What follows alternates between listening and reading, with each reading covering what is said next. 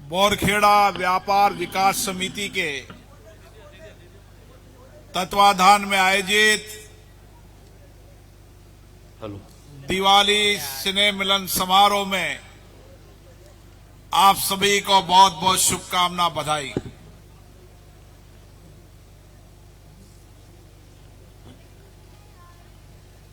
हम सब लोग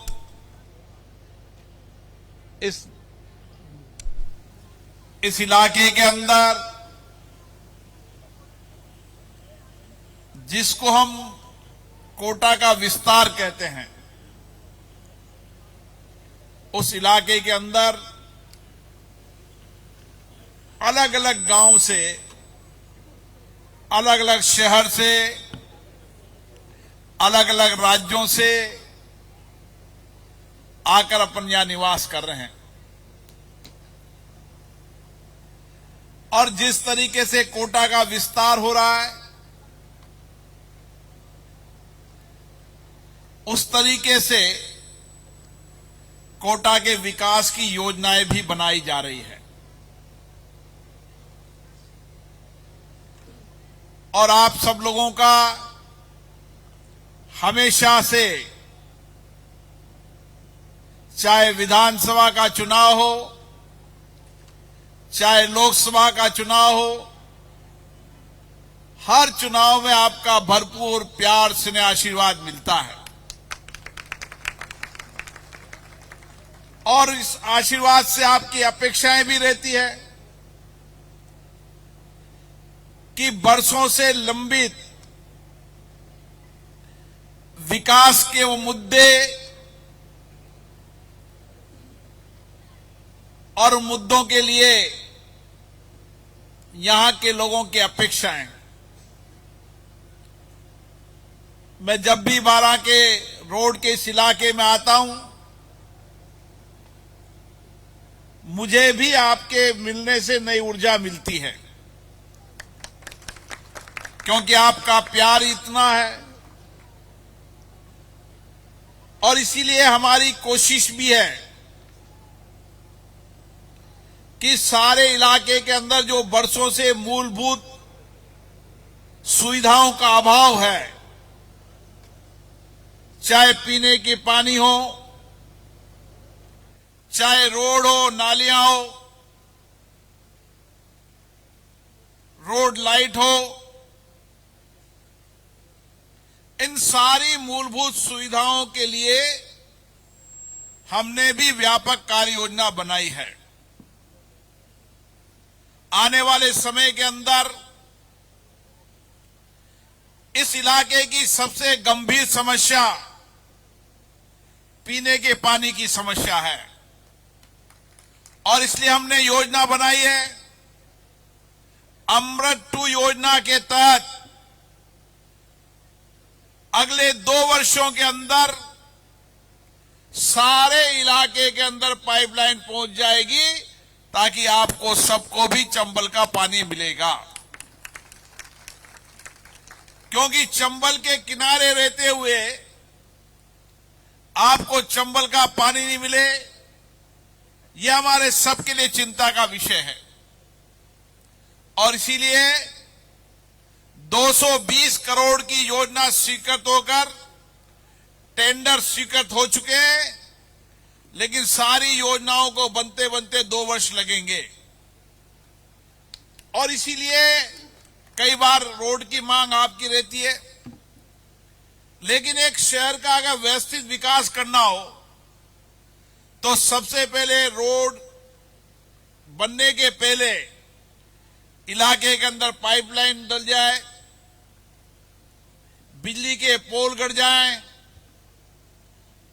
और उसके बाद अगर रोड बनेंगे तो कभी भी पाइपलाइन या सीवरेज की लाइन डलने के कारण वह रोड दोबारा नहीं खुदेंगे।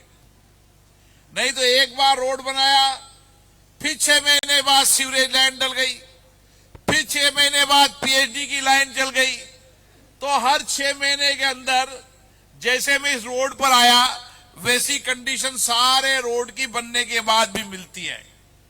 ये रोड की हालत भी मैंने देखी है। बहुत जल्दी इसका काम शुरू हो जाएगा। टेंडर पूरा हो चुका है। लेकिन इतना ही नहीं, केवल ये एक ही रोड नहीं, आप निश्चित रहें 3 साल के अंदर जो मैंने बताया कि पीने का पानी, बिजली और रोड, ये सारी चीजें सभी कॉलोनियों के अंदर 3 साल में हम करके रहेंगे। अभी महावीर नायक जी ने बहुत बड़ा ज्ञापन मुझे दिया है, अलग अलग क्षेत्रों की समस्या का ज्ञापन दिया है। आप निश्चित रहें, जितनी आपकी अपेक्षाएं हैं, हमारी जिम्मेदारी है उस सारी अपेक्षाओं को पूरा करने की। और इसीलिए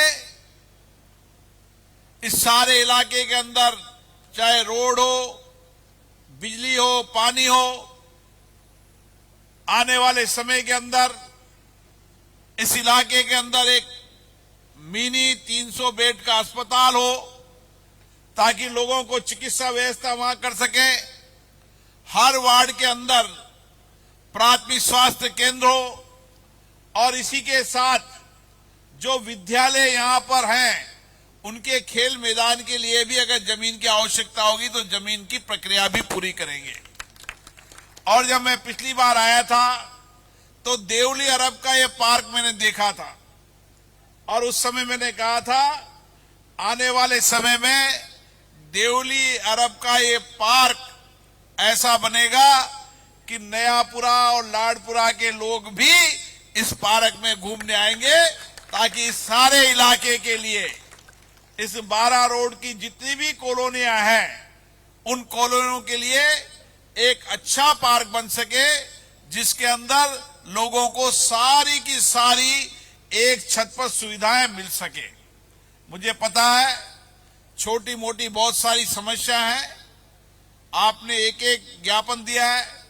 कई जगह ऐसे, मुझे अभी बाबला जी मिले, एक ज्ञापन दिया जहां लोग रहते नहीं है, वहां भी मकान और सामुदायिक भवन के नाम से आवंटन कर दिया। आप भरोसा रखो, आपका हर ज्ञापन पूरा होगा, कोई जमीन गलत तरीके से आवंटन नहीं होने दी जाएगी। वोटों के लिए जमीनों का आवंटन गलत तरीके से जो हुआ है, वह सारे आवंटन निरस्त होकर ही रहेंगे। मैं आपकी सारी अपेक्षाओं को जानता हूं, समय लग जाता है, लेकिन आप निश्चित रहिए, जो हमने कहा है वो पूरा करके छोड़ेंगे। और इसीलिए इस इलाके के लोगों को मैं पुनः बहुत बहुत बधाई देता हूं, शुभकामनाएं देता हूं। आप जो प्यार, स्नेह, आशीर्वाद देते हैं, हमारी भी कोशिश रहती है एक सेवक के रूप में आपके साथ खड़े रहें।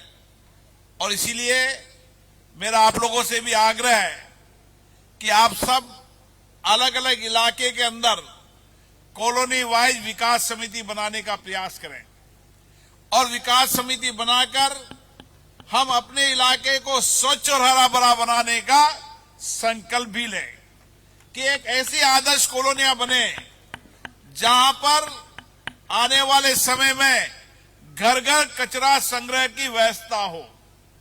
और इसीलिए घर घर कचरा संग्रह की व्यवस्था भी हो, ताकि लोगों को सुविधाएं मिल सके। और हरा भरा करने का लक्ष्य भी हम ही को पूरा करना है। हमारी कॉलोनी सबसे हरी भरी या सबसे स्वच्छ रहे, ये प्रतिस्पर्धा हमें करने की आवश्यकता है।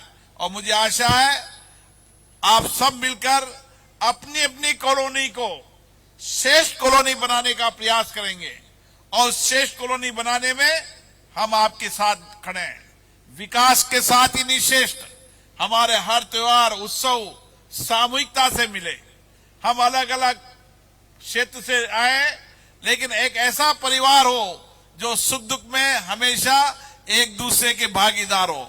और इसीलिए हमें कोशिश यही करना चाहिए कि आने वाले समय में इन कॉलोनियों के अंदर उत्सव भी साथ साथ मने, खुशी भी साथ साथ मने, और संकट आपदा आ जाए तो सब मिलकर उस संकट आपदे के चुनौतियों का मुकाबला भी करें।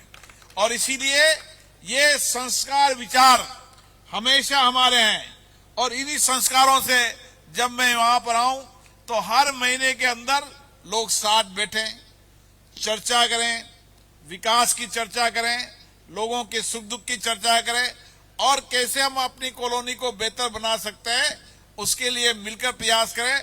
हम हमेशा आपके साथ खड़े रहेंगे।